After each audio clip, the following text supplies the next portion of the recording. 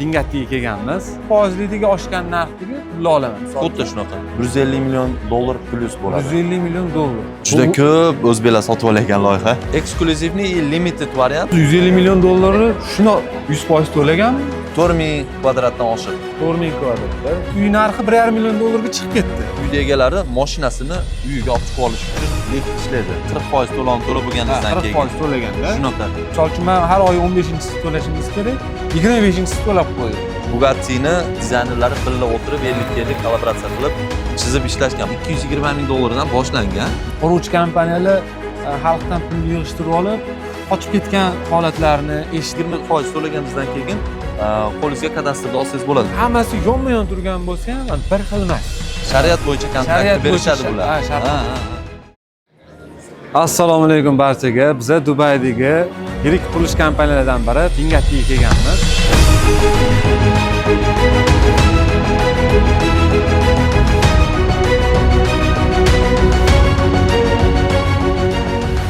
Bingatti qurilish kompaniyasini O'zbekistonlik sotuv menejeri Jamshid akamiz bilan suhbatimizni davom ettiramiz. Assalomu alaykum Jamshid aka. Harun aka. Yaxshimisiz? Rahmat. Yaxshimisizmi? Ishlar joyidan charchamayapsizmi? Aka, o'z haqingizda qisqacha ma'lumot bersangiz.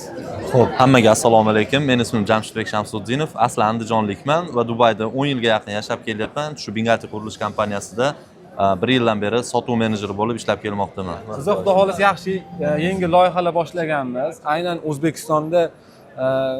O'zbekistondan Dubayga investitsiya kiritadigan tadbirkorlar uchun, biznesmenlar uchun va Dubayga yashayman deb uy oladigan insonlar uchun shu YouTube loyihamizni tashkillashtirganmiz. Jamshid aka, bizga Bingatti qurilish kompaniyani loyihalari bilan tanishtirasizmi aka?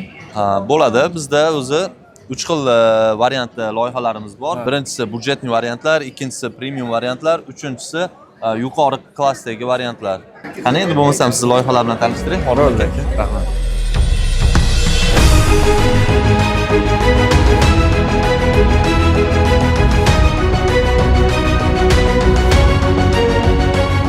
Jamshid aka, bu qaysi loyiha? Bu Bingatti qurilish kompaniyasining eng yaxshi loyihalaridan biri. Bugatti Residence Business Bay rayonida joylashgan.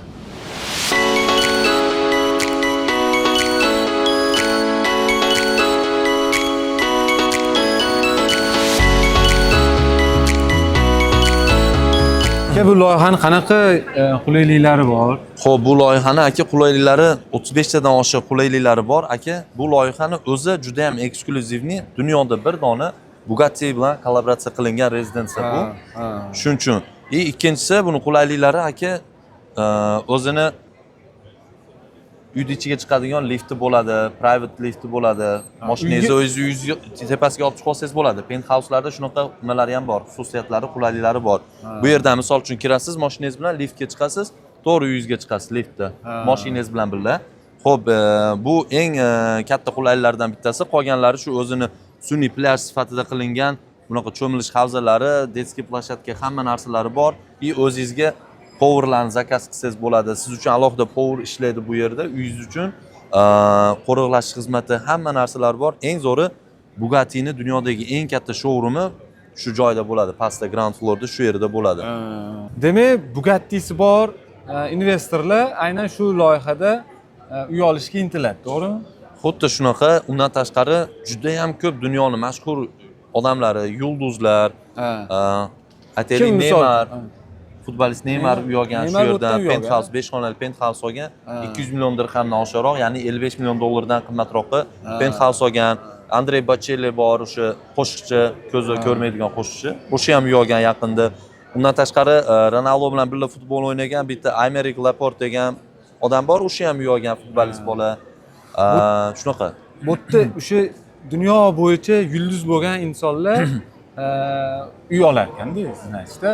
Shunaqa desa ham bo'laveradi. Shunaqa. Juda ham katta biznesmenlar shunaqa yulduzlar uy oladi. Yaqinda mana kecha kuni dunyo tarixida, ya'ni apartment sotilgan apartmentlarni tarixida dunyo bo'ylab rekord qo'yildi. 550 million dirhamga apartment sotildi penthouse tepadan. Dollarda qancha bo'ladi? 550 million dirham? 150 million dollar plyus bo'ladi. 150 million dollar. Kecha sotildi. Bitta penthouse. Bitta penthouse. Necha kvadrat bo'ladi u? 4000 kvadratdan oshiq. 4000 kvadrat. 4,5 kvadratga yaqin bo'ladi. 4460 kvadrat atrofida bo'ladi. Shunaqa. Menga hozir qiziqtirgan joyi liftni uy ichiga chiqishi. Aha. U qanaqa har bitta nima deydi, etajiga chiqib boradigan lift uyga karta bilan kiradigan bo'ladi, qanaqa bo'ladi ani? Misol uchun bu uylar hammasi smart home sistema bo'ladi. Uyning ichiga karta bilan, kalit bilan, отпечатка bilan kirsangiz bo'ladi. 3 xil variant yo'lda kirsangiz bo'ladi.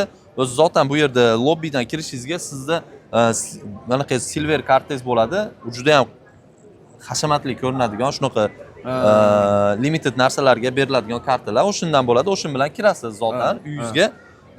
Mashinangiz bilan chiqishingiz bo'lsa, tepadagi penthouse'larda hammasida o'zini lifti bor. Shu uyda egalari mashinasini uyiga olib chiqib olish uchun lift ishlaydi. Har bittasiga bittadan lifti bor. Demak, parkovka qidirib, parkovka qo'yishim kerak degan narsa yo'q ekan. Uyning oldida turaverar ekan, mashinasi. Ha, unisi ham bo'laveradi. Parkovka xolasa bitta uyga misol uchun 3 ta 4 tadan parkovka beriladi eng kamida. Shunaqa. minus qiladi. Ha, bu yerda podium emasda, podvalida. Zo'r loyiha. Yo'qdi. Yana nima unikalniy tomonlari bor? Bu eksklyuzivniy limited variant. Hali aytib o'tganimizdek, bu yerdan uy olsangiz, nima deydi? Unik tomonlari bunaqa uy boshqa bo'lmaydi hech kimda. Sizda bo'ladi. Buni biznesmenlar juda yaxshi biladi. Limited narsa doim narxi juda balandlab ketadi tayyor bo'lgandan keyin. Yana qolgan kollaboratsiyalarimiz misol uchun Mercedes-Benz bilan, Jacob & Co bilan bo'lgan kollaboratsiyalarimiz ham bitgandan keyin bu bitsa, o'zi avtomatik narxlar juda ham yuqorilab ketadi. Shunaqa bo'ladi. Endi aka bitta savolda, misol uchun biz endi O'zbekistonda quruvchilar bilan ishlaymiz-da. Qurilish anaqasi bir kishi 5 etajli qursa, ikkinchi odam xuddi shunaqa 5 etajli qiladi, bir xil qilib qo'yadi. Kim qaysi quruvchi qurganini bilmay qolamiz-da. Buni ham copy paste qilsa bo'ladimi? Misol uchun xuddi shunga o'xshatib boshqaroq lokatsiyada bundan arzonroq qilib, misol uchun raqobatchi sifatida. Yo'q, bunaqa narsani copy paste qila olmaydi. Kopiya qilib boshqa joyga qura olmaydi. Bu o'zi zotan bu shakl shamoyil faqat Bugatti uchun tegishli. Bugatti ikkalasi kollaboratsiya qilgan. Shu narsani aytib o'tishim kerak. Buni ko'rayotganingizdek, juda ham haliginaqasi dizayni boshqacha. Bu Sahara, ya'ni cho'l bor-ku, cho'ldan ilhomlantirilgan. French Riviera, o'sha fransuzskiy Riviera bor-ku aka, nimalari. O'sha plyajdagi nimadan olingan, ilhomlanib shu dizaynni chizishgan. Buni Muhammad Bingattining o'zi bilan Bugatti'ni dizaynerlari birga o'tirib 50-50 kollaboratsiya qilib chizib ishlashgan. Bunaqa narsani ancha-munchasi qila olmaydi, chiza olmaydi. Qiladigan bo'lsa ham o'sha ularniki kopiya bo'ladi, keyin ularni bunaqa qilishga haqqi yo'q. Qonunan ham mumkin emas. Yo'q. Anaqani takrorlash. Takrorlash mumkin emas. O'sha bu eksklyuzivniy bizga tegishli. Faqat biz bilan anaqa qilingan, shartnoma qilingan. O'zi Dubayga kelganimizda ham ko'ryapmiz, bitta bino ikkinchisini takrorlamayapti. Hammasi yonma-yon turgan bo'lsa ham bir xil emas. Bu yerda qurilish kompaniyalar bir-birinikini takrorlashni yomon ko'radi o'z zotan, chunki o'zini obro'siga putur yetadi. Bu bunikini qildi degan narsa bo'ladida, o'zi avtomatik obro'si tushib ketadi. Shu tomondan olib umuman bironikini kopiya qilmaydi. Hamma bir-biridan boshqacha qilishga harakat qiladi. Shunaqa. Menga yoqqan tomoni Bugatti bilan kollaboratsiya qilib, o'sha luxury loyihani amalga oshirishgan-da. Juda ham idealniy narsa qilgan aka. Bu narsa juda ko'p odamning e'tiboriga tushgan. Kompaniyaning obro'siga ham juda katta obro' qo'shadi. Bu dunyodagi eng mashhur kompaniyalardan bittasi, eng qimmat mashina sotadigan qiladigan kompaniya Bugatti. Biz bilan kelib shartnoma qilib, o'zi haligi biz borib pul berib nomini sotib olib qo'ymayapmiz. Hamma yo'q chista 50-50 bo'lyapti. Juda zo'r, juda zo'r. Boshqa loyihalarni ham bir ko'rsata olasizmi? Bo'ladi, albatta, ketdi bu yoqda ko'rsataman boshqalarni.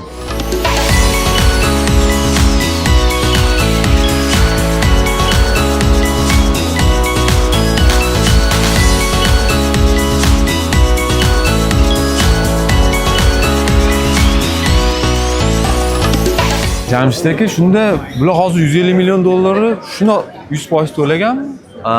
Yo'q, bu bizda o'z to'lov turlari 20% boshda, 50% uy bitgunigacha, ya'ni 1 yildan 2 yil davomida, 2 yilgacha bo'lgan vaqt davomida to'laydi. Bundan keyin 30%ni, qolgan 30%ni uy bitganda to'laydi. Bular ham shunaqa qilib 24%ni to'ladi boshida, Ha. 20% uy uchun, boshqa to'lov 4% DLD nimasi uy uchun, kadastr uchun to'ladi. Keyin bizda zo'r tomoni bu yerda Dubayda 20% to'laganingizdan keyin qo'lingizga kadastrni olsangiz bo'ladi. Mana bu loyihamizni aytib beraman sizga. Mana bu loyiha.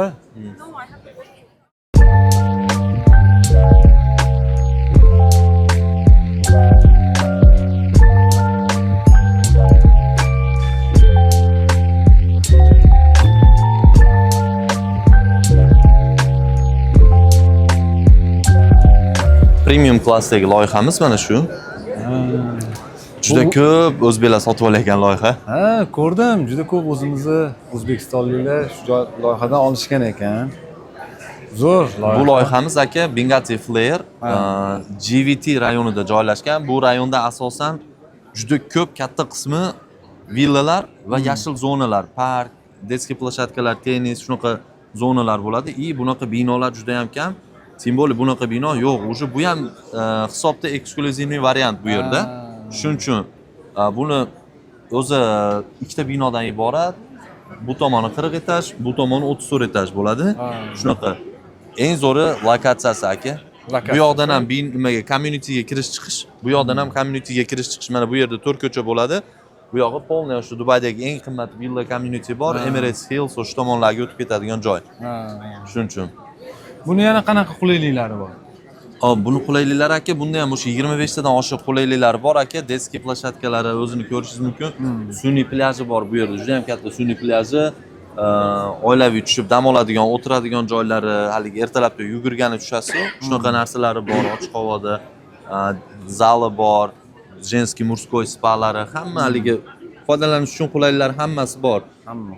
Tennis, basketbol, plashatka deysizmi, hammasi bor aka ichida. Boyaga endi to'lov anaqasiga kelsak, men 20% to'lov qildim. Misol uchun $1 million uy tasavvur qilaylik. O'shaning 20%ni $200,000 to'ladim. To'g'rimi? O'shani to'laganimda o'sha menga kadastr berilyapti, Oqut. To'g'rimi? Beriladi. Kadastr beriladi, ha. Uni oldim.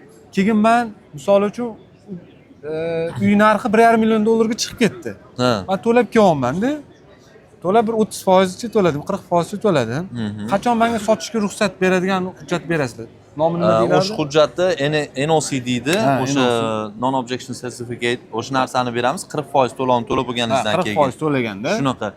Undan keyin siz misol uchun ateli oddiy bitta studiyani misol qilib aytaylik, bu yerda boshlang'ich anaqa uyni studiya narxi $220,000 dan boshlangan. To'lov usuli 20 boshida 20% boshida 50% uy bitgunigacha 2 yil jarayonida. Undan keyin 30% uy bitgandan keyin bo'lyapti. 20% to'ladingiz, huquqni oldingiz, kadastrni ya'ni oldingiz. 44 ming to'ladi. Undan keyin sizga xaridor chiqib qolyaptimi? Bu uyni sotgani, uni yana qo'shimcha 20% ni to'lab 40% ga yetkazib to'lovdi. Bizi kompaniyamizga NOC anaqa request qilsak, nima deydi? NOC olish uchun ariza topshirsak, o'sha NOC 3-4 kunda chiqib keladi. O'sha siz NOC bilan kadastrga borib, shuni ko'rsatib, narigi odamni nomiga hujjatni rasmiylashtirib berishingiz mumkin bo'ladi. Undan keyin qolgan to'lovlarini narigi odamga o'tib ketadi avtomatik, bizni qurilish kompaniyamiz tomonidan. Keyin u odam to'lab boraveradi. Siz aytaylik $220,000 deyapman. O'sha 220,000 dan siz 44,000 to'ladingizda, $88,000 to'lab 40% ni sotib olyapsiz. Bu yerda 220,000 ga olganingizdan keyin uyda 250,000 ga soting. $250,000 ga sotsangiz, u sizga $30,000 da haligi 44,000 ustiga qo'shib beradi. 88,000 ga qo'shib beradi. 30,000 ni qo'shib bersa, shu bilan nech pul bo'ladi? $118,000 bo'ladi. Siz 118,000 ni olib, o'rtadan chiqasiz, qolganini u odam davom ettirib ketadi. Shunaqa bo'ladi. Rosa ko'p investorlar shunaqa qiladi. Общий summadan men foyda qilaman, to'g'rimi? Siz общий summadan foyda qilasiz. Misol uchun to'lagan summamga nisbatan foiz emas-da, to'g'rimi? 20% oshsa, 20% olgan bo'lsam, 20% oshgan narxdagi pulni olmayman-da, 100%lidagi oshgan narxdagi pulni olaman. Xuddi shunaqa. Foyda 100% dan hisoblanadi. 100% dan hisoblanadi. Lekin to'lov siz 40% gacha qilgan to'lovingiz bo'ladi. Endi mana bunday holat bo'lib qolsa, men misol uchun to'layapman, 25%, 45% to'ladim, 20% boshlik to'lov bilan, 25% har oy 1% dan deb olaylik. 45% to'ladim, oldin vaqt kelyaptiki, sotishga ham возможность bo'lmayapti, qaytarib berishga desam qanaqa bo'ladi misol uchun? Qaytarib olsam bo'ladimi yoki-da Yo'q, shunaqa bunaqa obratga vaziyatda bormi? rasa bo'lmasa kamroq foyda qilib sotib olishingizga to'g'ri keladi yoki endi iloji yo'q shoshilinch bo'lsa o'zini narxiga sotasiz, unaqa o'zini narxiga odam doim tayyor. Bo'lmasam ko'p odamlar qiladi, shu mortgagega, ya'ni bankka murojaat qilishadi. Bank bilan o'zi rasmiylashtirishib, u yog'ini bank urib yuboradi, shunaqa qiladi. Kechiktirganimizga foiz penali bo'ladimi? Misol uchun men har oy 15-chisi to'lashimiz kerak, 25-chisi to'lab qo'ydim. Bunda foiz penali degan narsalar bormi? Bingati qurilish kompaniyasi olmaydi. Agar shunaqa narsaga qattiqroq qarab, chuqurroq qarab anaqa qilinadigan bo'lsa, shu kontraktda boshqacha varianti ham bor. Bizda Sharia compliance degan narsa bor. O'sha Espor Sharia deb aytadi. Kontrakt shunaqa shariat bo'yicha kontraktni berishadi bular. Ha. Unga nima qilish kerak bo'ladi? Boshdan 20% emas, 30% to'lovni qilasiz. Undan keyingi to'lovlaringizda kechikish bo'lib qolsa, kompaniya sizga foiz urmaydi, shtraf urmay turadi. Shunaqa bo'ladi. Kechikish bo'lib qolsa, mabodo endi aka mana ikkinchi tomonni ham ko'raylik. Quruvchi kompaniya kechiktiradigan bo'lsa nima bo'ladi? Misol uchun 2028-yil u bitkazilishi kerak. Lekin 2028 bo'lyapti, 4-chorak, 2029 ga ham o'tyapti, lekin hali topshirilmayapti kalit. Unda nima bo'ladi? Sizlar kompensatsiya to'lab berasizlarmi yo qanaqadir anaqa bo'ladimi? SP hujjati, ya'ni oldi sotish shartnomasida yoziladi. Quruvchi kompaniyalarni 1 yilgacha vaqti bo'ladi. U yerda yoziladi, 1 yilgacha kechiktirishga ma'lum bir sabablarga ko'ra qurilish kompaniyada nimadir bo'lsa, proyekt kech qolishiga ruxsat beriladi Dubayland departament tomonidan. Shunaqa. Endi bizning kompaniyaga qilingan narsa shunaqa. Boshqa sal kechroq quradigan zastroyshiklar bor. Ularga 2 yil yozadi. Ular o'zlari xohlab, u oldindan o'zlari biladi kechiktirishini-da. O'shuning uchun shartnomasiga 2 yil yozib qo'yadi. 2 yil ichida kechiktirib qolishimiz mumkin deb qo'yadi. Oldi sotish shartnomasiga. Bizda unaqa 2 yil yozilmaydi, 1 yil yoziladi. Zotan u 1 yilda ham biz haligacha hech qaysi proyektimizga ishlatmaganmiz. Shunaqa. Endi bu kompaniyaga nisbatan bu savollarni berishim balkim sal noo'rin bo'lishi mumkin. Yo'q. Lekin ko'p guvoh bormiz. Ko'p emas endi mana shunaqa holat guvoh bormiz. Quruvchi kompaniyalar xalqdan pul yig'ishtirib olib, qochib ketgan holatlarni eshitdik. Dubayda ham bo'lgan ekanda. Shunaqa bo'lishiga qanaqa yechimlar bor davlat tomonidan, qonun qoidalar tomonidan? Oddiy, juda oson yechim bor, escrow account. Biz misol uchun uyni sotuvga chiqarishimizdan oldin escrow accountini ochib olishimiz kerak. Biz sizdan haligi 20% boshqa to'lovni ham ola olmaymiz, escrow account yo'q bo'lsa proyektida. Bu proyektga biz borib bitta bankdan escrow accountga topshiramiz ariza, o'sha narsani olganimizdan keyin DLD ga olib borib beramiz Dubayland departamentga. O'sha Dubay hokimiyatidan boshqariladigan joy. O'shani iloji bo'lsa, sonladi aytsangiz, misol uchun 10 million dollarlik loyiha umumiy. Biz mamnuncha summasini borib qo'yamiz. Mamnuncha summasi mana bu vaqtga yetib kelganimizda olamiz degan bosqichma-bosqich aytib bersangiz, iltimos bo'ladi. Bo'ldi. O'sha escrow accountni biz olib, ochtirib Dubayland departamentga olib borib beramiz. Ular keyin bizga sotishga ruxsat beradi. Biz proyektni общий bu aytaylik 1,5 milliardlik proyekt bo'lsa, 1,5 milliardlik proyektni 750 millionini уже biz o'sha hisobga qo'yishimiz kerak. 50%. 50%ni qo'yamizda, keyin bizga start beradi sotuvga. Qurilishga ham, sotuvga ham start beradi. Undan keyin biz sotishni boshlaymiz. Pullar klientlar hammasini pulni escrow accountga soladi. Haligi boshqa to'lovlar u boshdagi ham oxiridagi ham hammasini escrow accountga soladi.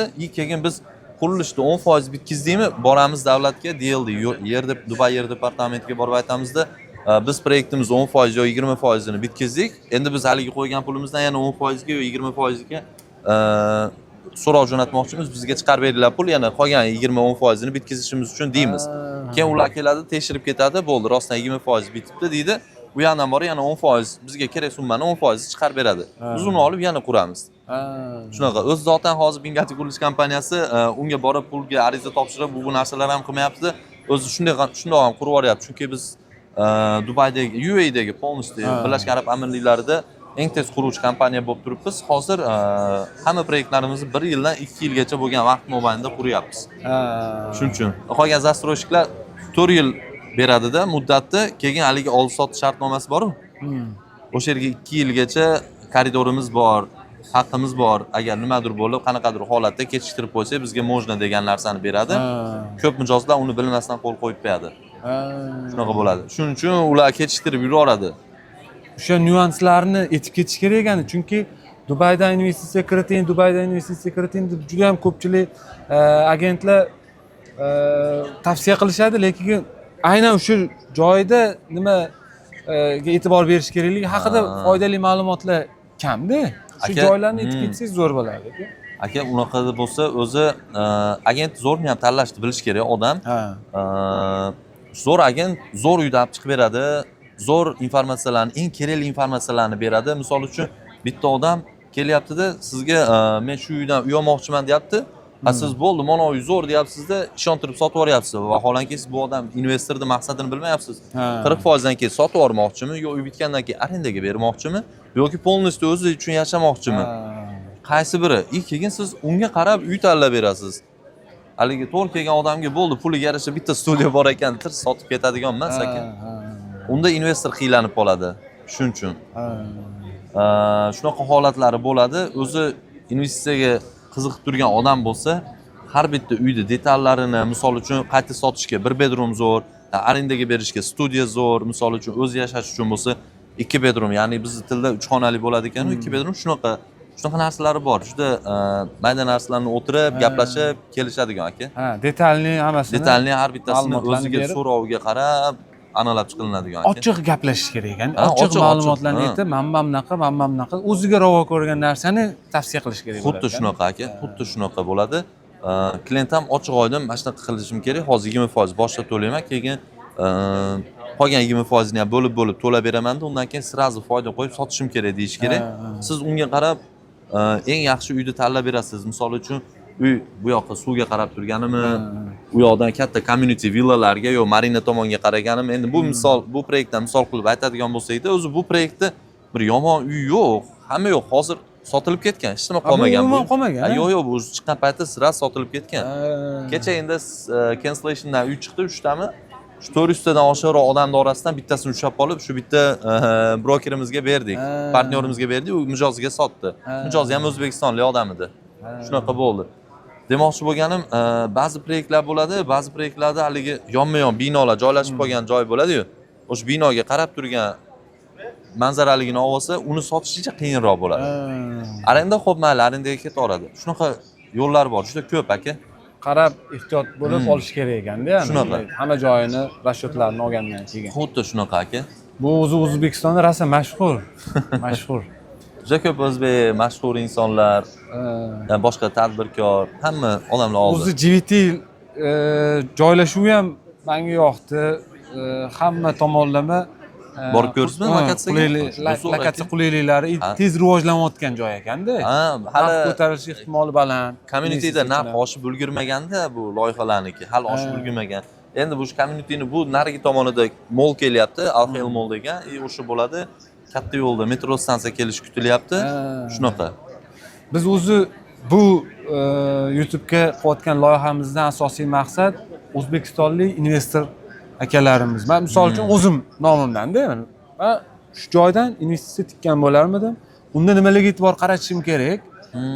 Sotadigan bo'lib olamanmi yoki o'zim ozgina yashab turib keyin sotamanmi? Kutamanmi o'sha qurilgungacha yoki tayyor bo'lib turgan variant kerak menga deb hamma savollarga aynan birato'la javob olayotganimiz video bilan. Bo'ldi. Shu ko'rayotgan odam bo'ldi, men mana shu pulni mashqqa tikishim kerak ekan yoki tikmasligim kerak ekan degan aniq javob olish kerak birinchi darajali. Keyin kelgandan keyin shu qaragan nima deydi, viewlarga qarab olaveradi-da, qaysi tomonga qaragan, manzaralarga, joylashuvlarga, boshqalarga qarab. Aka, bu loyiha tugagan bo'lsa, yana qaysi loyihani tavsiya qilasiz? Narx-navolar mana shunaqa 200 mingdan 500 minggacha, 1 million dollargacha ham bo'lgan investitsiya uchun yaxshi ming'atning loyihalari. Uchun yana bitta haligi sizlarga aytgan 3-loyihamiz, 3-tipdagi loyihamiz bor. U yoqda yuring, uni ham ko'rsataman aka. Aka, hozir yana shunga o'xshagan bitta Majan rayonida shunga o'xshagan loyihamiz chiqadi. Skyflame shakli shamoyili xuddi shunaqa bo'ladi. Shuni kutyapmiz. inshaalloh detallari chiqsa ularni ham aytamiz. Xudo xohlasa. Narxi bundan ham budjetliroq bo'lib chiqyapti eng asosiysi.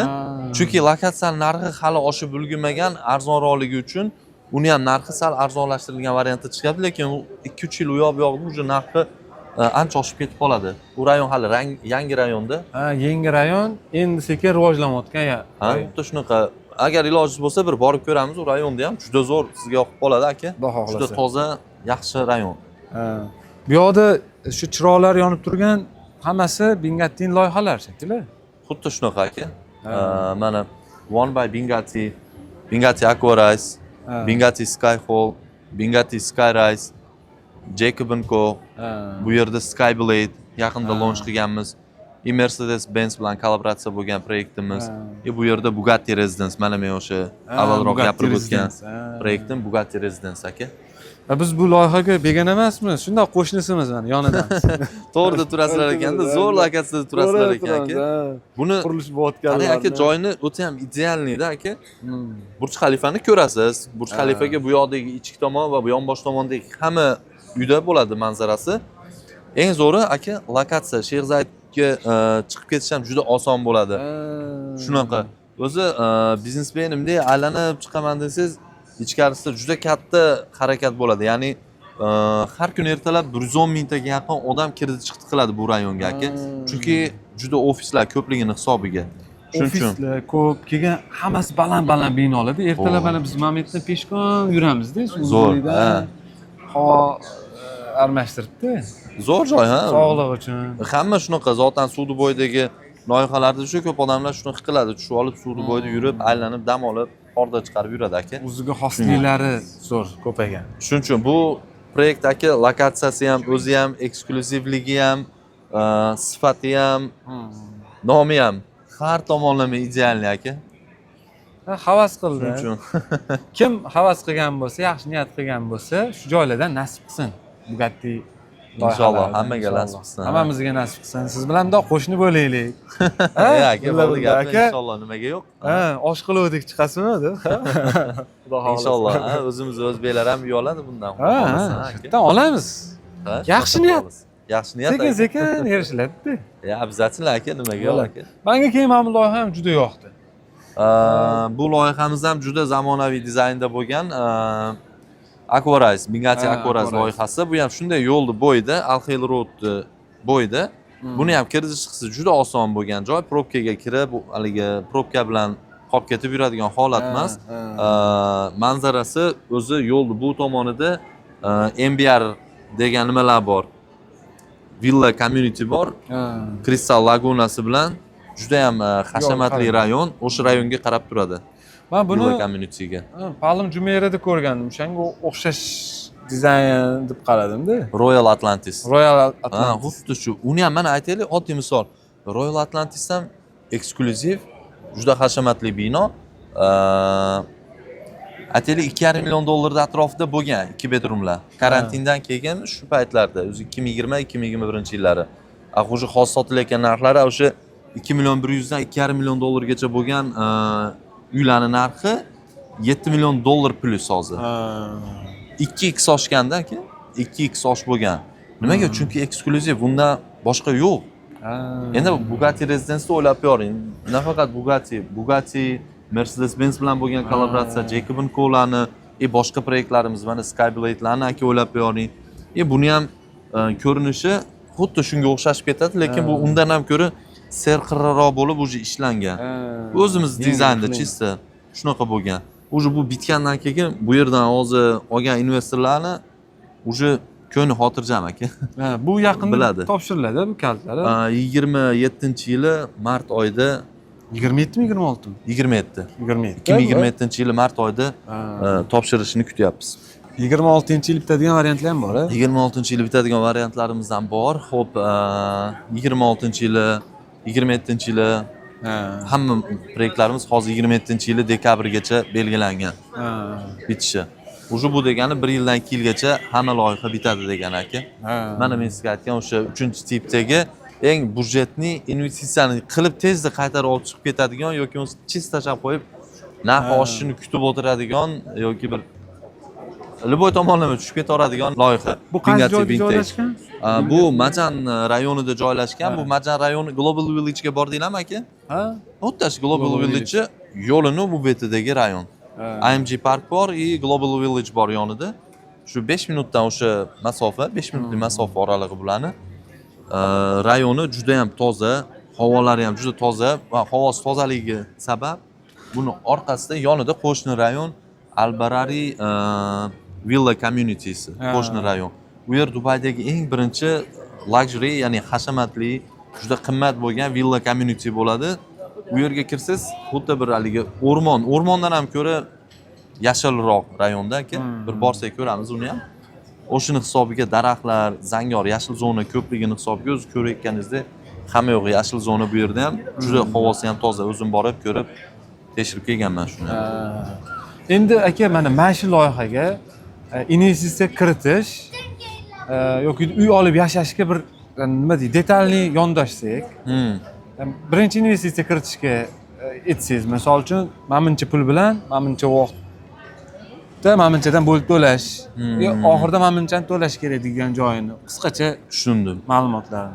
Hozir aka, bizda shu Bingati Property Show davomida juda yaxshi qulayliklar berilyapti aka. To'lov uslublarida ham, narxlarida ham. Misol uchun oddiy bitta studiyani oladigan bo'lsak, bu yerdan boshlang'ich narxi studiyalarniki 650 ming dirhamdan bo'lyapti. 650 ming dirhamimiz bo'ladi o'rtacha 180 ming. 180 ming atrofida bo'ladi. 180 ming dollar bo'lsa, boshda 10% to'laydi. DLDs 4% bilan 14% to'laydi. Ikkinchi oy, keyingi oyda yana 10% to'laydi. Shunaqa qilib 2 oyda 24% ni to'layaptimi? Undan keyin oyiga 0.25 dan, ya'ni 1750 dirham to'sh bo'ladi. U 450 dollar, 470 dollar atrofida oyiga to'lab boradi.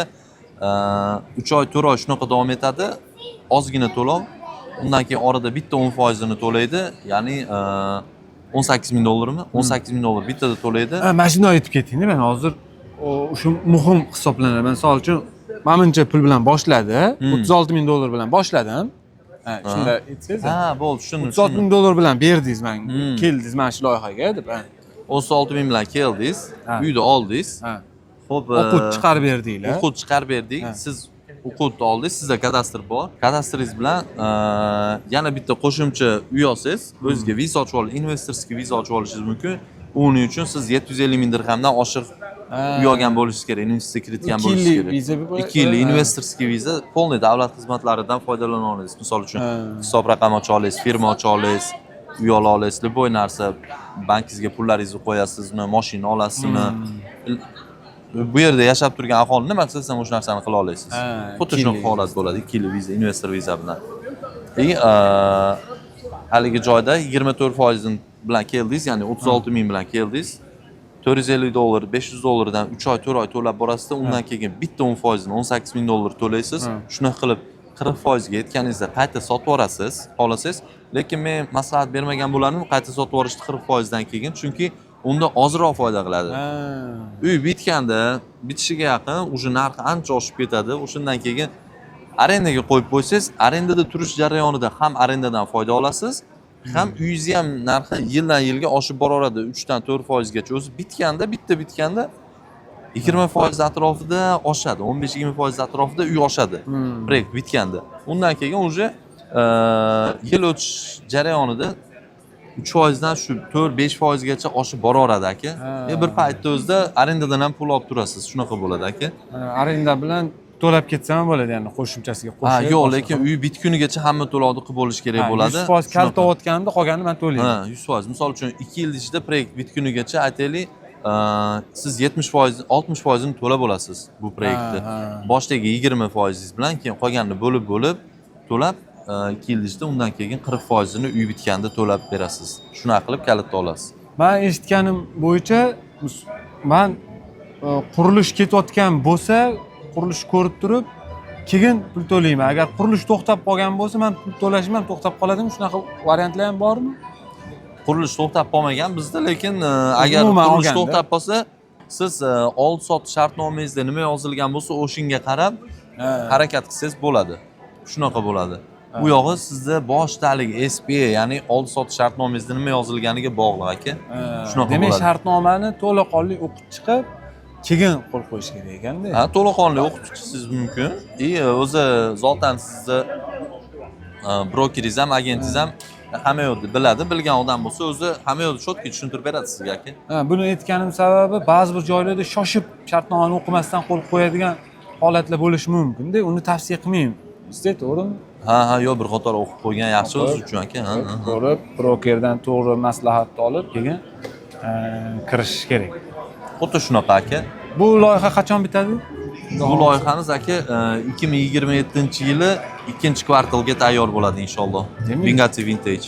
Tez ketayotgan ekanda bu ham. Ha, bu o'zi Bugatti ertalab ham kechqurun ham ishlaydi, ishchilarni shunaqa qiladi. Keyin bizda 24 soat. Ha, nimaga sabab tezligiga sabab everything is in house degan narsa quruvchi ham o'zimiz, dizayner ham o'zimiz, arxitektor ham o'zimiz, sotuvchi ham o'zimiz.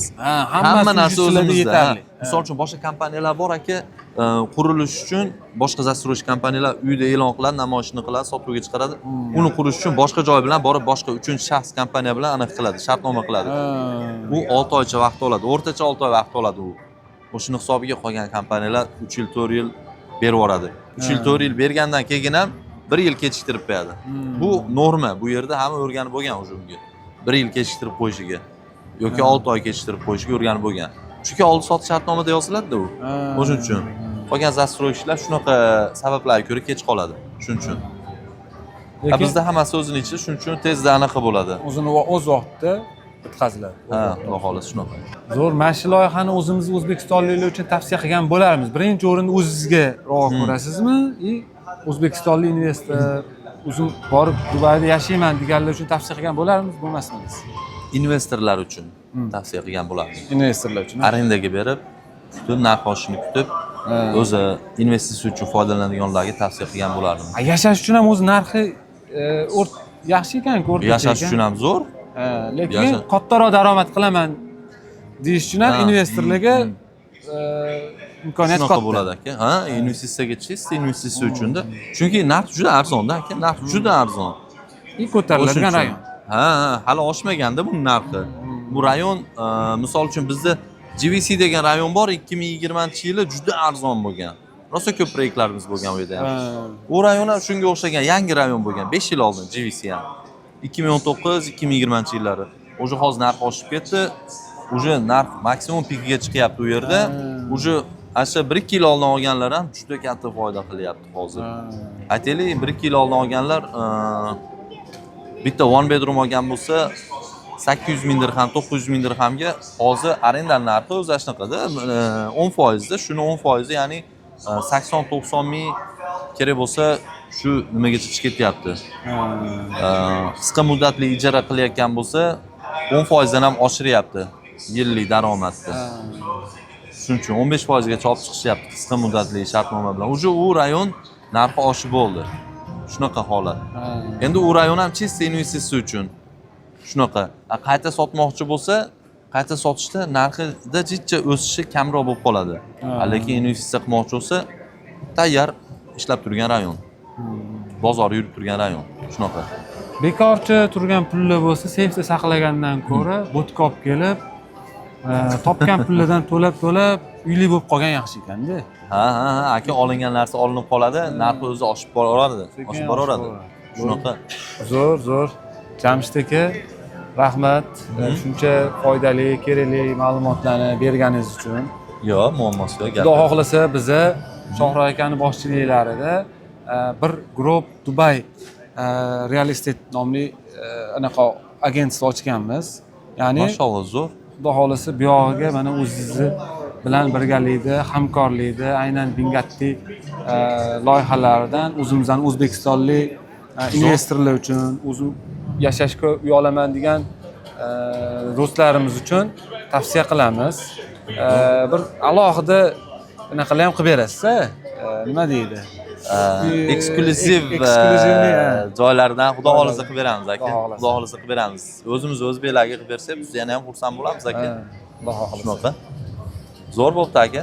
Rahmat. Borlig'ingizga Xo'p shukur. aka, Xudo xohlasa. Xo'p. Panohida bo'ling. Gapi aka, Sog' bo'ling. ko'rishganimizdan xursandmiz Rahmat. aka. Sog' bo'linglar. Ajratgan vaqtingizga rozi bo'ling. Ya mingdan ming rozimiz aka. Rahmat. Hamyo'zoq. Video foydali bo'lgan bo'lsa, olgan insaytinglarni izohlarda qoldiringlar va bizani kuzatishda davom etinglar. Jamshid aka aynan Bingatti qurilish kompaniyasini boya aytganimizdek top mutaxassislaridan hisoblanadilar. Hali yana boshqa yangi loyihalar taqdimotlarda ham kelib intervyular olamiz. Rahmat, sog' Rahmat aka. bo'linglar.